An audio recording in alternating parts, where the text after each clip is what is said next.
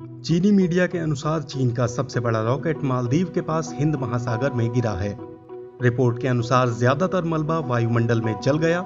इस रिपोर्ट में चीनी स्पेस इंजीनियरिंग का हवाला दिया गया है। अंतरिक्ष पर नजर रखने वाले दुनिया भर के लोग चीन के लॉन्ग मार्च 5B अंतरिक्ष यान को लेकर अटकलें लगा रहे थे। समाचार एजेंसी रॉयटर्स के मुताबिक चीनी रॉकेट स्थानीय समय के हिसाब से 10:12 पर गिरना शुरू हो गया था।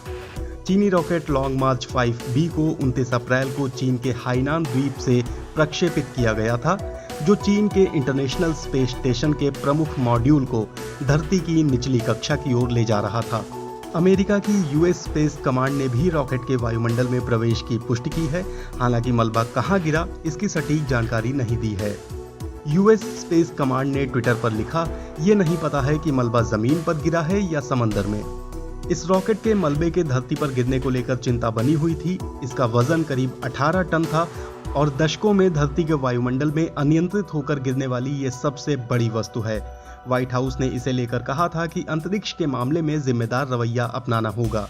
चीनी विदेश मंत्रालय ने सोमवार को कहा था कि 30 मीटर लंबे रॉकेट के मलबे गिरते वक्त जल जाएंगे और शायद ही इससे किसी को नुकसान होगा। अमेरिकी सेना ने कहा था कि चीनी रॉकेट अनियंत्रित होकर गिरेगा।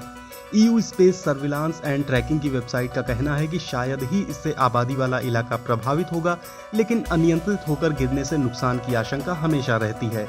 चीन के सरकारी अखबार ग्लोबल टाइम्स ने वायुमंडल विशेषज्ञ सान ज़ूमपिंग के हवाले से लिखा था कि चीन का स्पेस मॉनिटरिंग नेटवर्क इस पर कड़ी निगरानी रखेगा और नुकसान को लेकर जरूरी उपाय करेगा।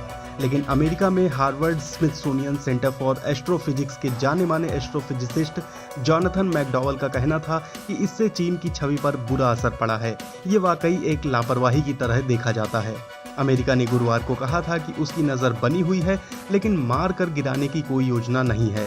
अमेरिका के रक्षा मंत्री लॉयड ऑस्टिन ने कहा था कि उन्हें उम्मीद है कि जहां चीनी रॉकेट गिरेगा उससे किसी को कोई नुकसान नहीं होगा। ऑस्टिन ने कहा था कि सागर में गिरने की उम्मीद है। ज्यादातर ऐसे अंतरिक्षयान गिरते समय वायुमंडल में जल जाते हैं, लेकिन कुछ ऐसी धातु होती हैं जिनके जमीन पर आने की भी आशंका रहती है।